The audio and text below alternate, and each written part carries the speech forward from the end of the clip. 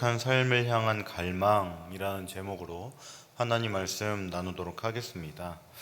사람은 누구나 새로운 책임 앞에 서면 다짐을 합니다. 대통령은 취임식에서 국민 앞에 선서를 하며, 군인은 임관식에서 충성을 맹세하고, 부모가 된 이들은 아이를 품에 안고 새로운 인생을 시작합니다. 이처럼 삶의 전환점에서 우리는 이제 이렇게 살아야겠다라는 결단을 내리곤 합니다. 시편 101편은 다윗의 시라고 나옵니다. 그렇다면 다윗은 어떠한 상황에서 오늘 시편을 노래했을까요? 시편 101편에는 다양한 주장이 있지만 다윗이 이스라엘의 왕이 된 후 노래를 했다고 추정이 되곤 합니다. 왕으로서의 어떠한 기준과 자세로 통치할 것인지 하나님 앞에 서약을 하는 시편입니다. 하지만 이 시는 단지 한 왕의 통치 철학만을 말하는 것은 아닙니다.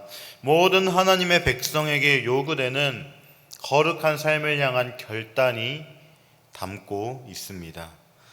왕이든 평민이든 목회자든 성도든 우리는 하나님 앞에서 내가 어떻게 살 것인가, 이러한 질문을 해야 하는 겁니다. 오늘 우리는 시편 101편을 통해 우리는 어떻게 살 것인가에 대한 답변, 즉 거룩한 삶의 기준과 결단, 그리고 하나님의 임재 앞에서 사는 삶의 의미를 함께 묵상해 보려고 합니다. 먼저 1절에서 2절은 내가 인자와 정의를 노래하겠나이다.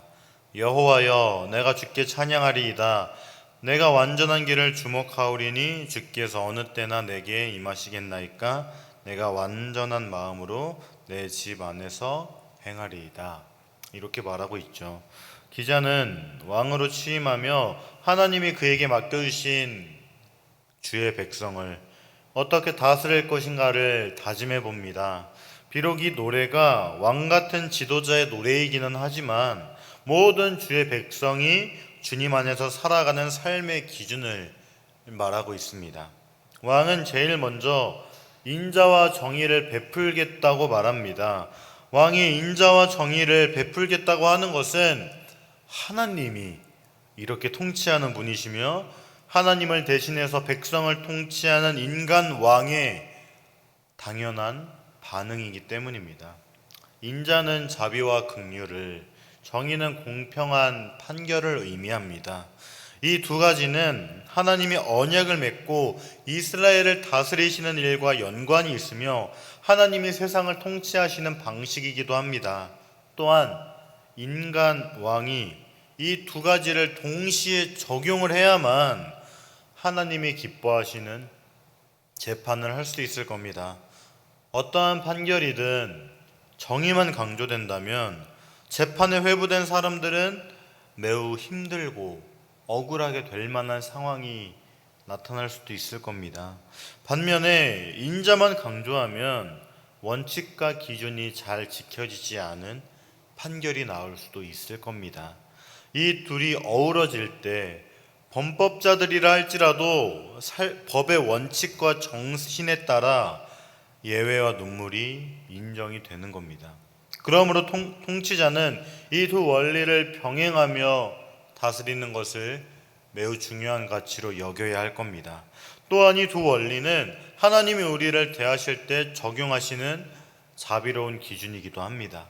왕은 인자와 정의로 하나님이 맡겨주신 백성을 다스려야 하며 하나님이 기뻐하신 통치를 하겠다며 하나님을 닮아가겠다는 소망을 표현하고 있는 겁니다. 또한 왕은 항상 주님을 찬양할 겁니다. 기자는 자신이 하나님과의 관계가 끊어지면 하나님의 권위를 위임받아 하나님이 기뻐하시는 방식대로 통치하고자 하는 그의 열정이 물거품이 될 것을 알고 있었던 겁니다. 그러므로 기자는 무슨 일이 있어도 항상 하나님과의 관계를 유지할 것을 다짐합니다. 그렇다면 하나님과의 관계를 유지하는데 가장 효과적인 방법은 무엇일까요? 끊임없이 하나님을 찬양하는 겁니다. 찬양은 하나님과 우리를 하나로 묶어주는 힘이 있기 때문입니다. 또한 율법을 공부하고 배워서 하나님이 기뻐하시는 완전한 길을 걷겠다며 다짐을 합니다. 이 모든 것이 그의 다짐에서 기인한 겁니다. 하나님이 그와 함께 하시지 않는다면 그는 다짐한 것들 중 아무것도 이룰 수 없을 겁니다. 그러므로 온 마음을 다해 하나님을 사모하는 왕은 이 질문을 통해 주님이 그와 동행하여 주시기를 간절히 바라고 있습니다. 자신이 주님의 함께 하심을 이처럼 사모하고 있으니 속히 찾아와 달라고 염원을 하고 있습니다. 왕은 하나님이 오셔서 도와주셔야 그가 꿈꾸고 있는 거룩한 통치가 가능하다는 것을 잘 알고 있는 겁니다. 하나님의 말씀은 배울수록 회개를 일으키고 배울수록 삶은 경건해지는 겁니다. 그리고 3절은 나는 비천한 것을 내 눈앞에 두지 아니할 것이요 배교자들의 행위를 내가 미워하오리니 나는 그 어느 것도 붙들지 아니하리이다. 이렇게 말하고 있습니다. 집안에서 인자와 정의를 실현한 왕은 이제 하나님의 정의로 악과 악인들을 벌할 것을 다짐합니다. 그는 개인적으로 악을 멀리하는 것만으로는 만족할 수가 없었습니다. 악을 적극적으로 응징하고자 합니다.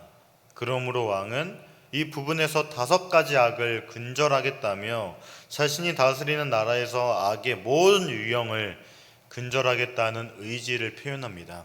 먼저 첫째는 왕은 비천한 것을 자기 눈앞에 두지 않을 겁니다.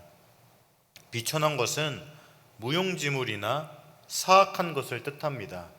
즉 우상이라고 볼 수 있는 거겠죠. 하나님의 권위를 위임받아 주의 백성을 다스리는 왕이 절대로 우상을 숭배하지 않겠다고 하는 것은 당연한 일입니다. 이슈는 그러한 과거가 얼마나 지속될 것인가입니다. 그리고 둘째는 왕은 배교자들의 행위를 미워할 겁니다. 배교자들의 행위는 하나님을 배신하는 자들이 하는 짓으로 그들이 저지르는 죄를 뜻합니다. 왕은 악인들의 죄를 미워할 것이며 그들이 하는 일이라면 어느 것도 붙들지 않을 것입니다. 하나님을 배신한 자들과 상종하지 않겠다는 겁니다. 그리고 4절에서 5절은 사악한 마음이 내게서 떠나야 할 것이니 악한 일을 내가 알지 아니하리로다. 자기의 이웃을 은근히 헐뜯는 자를 내가 멸할 것이요 눈이 높고 마음이 교만한 자를 내가 용납하지 아니하리로다. 이렇게 말하고 있습니다. 셋째로 왕은 사악한 마음을 떨칠 것입니다. 사악한 마음은 삐뚤어지거나 진실한 마음이 없는 상태를 말합니다. 왕에게서 사악한 마음이 사라진다면 악한 일도 자연스럽게 사라지게 될 겁니다. 악한 일은 모든 유형의 악을 묘사하는 가장 기본적이고 포괄적인 단어입니다. 왕은 악이라면 어떠한 유형도 가까이 하지 않겠다는 각오를 보여주고 있는 겁니다.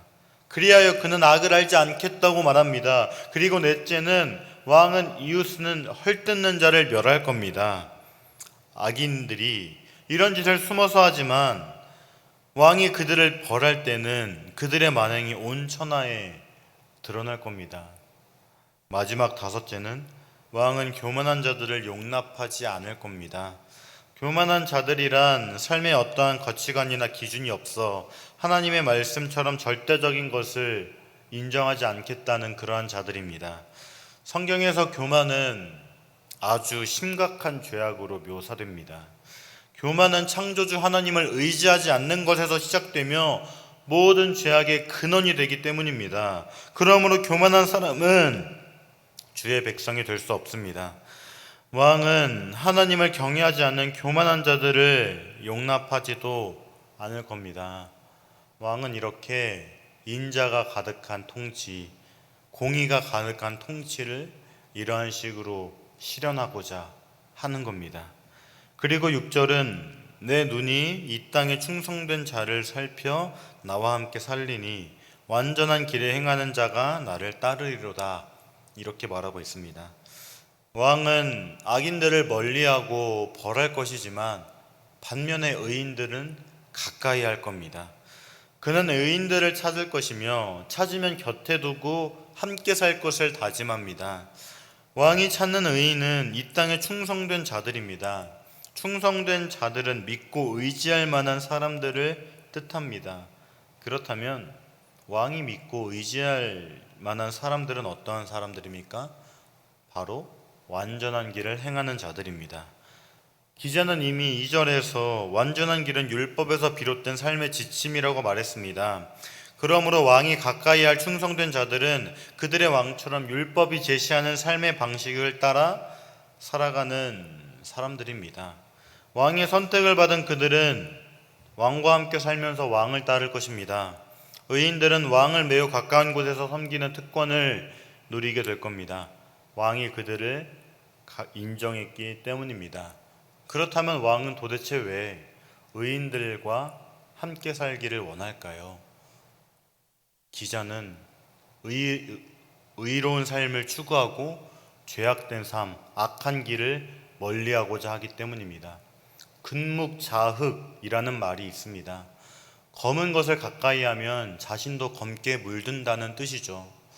악인들을 가까이 하면 악인들에게 영향을 받을 수밖에 없는 것이고, 의인들을 가까이 하면 의인에게 영향을 받을 수밖에 없는 겁니다. 그렇기에 기자는 끊임없이 악을 멀리하고 의인을 가까이 하고자 하는 겁니다.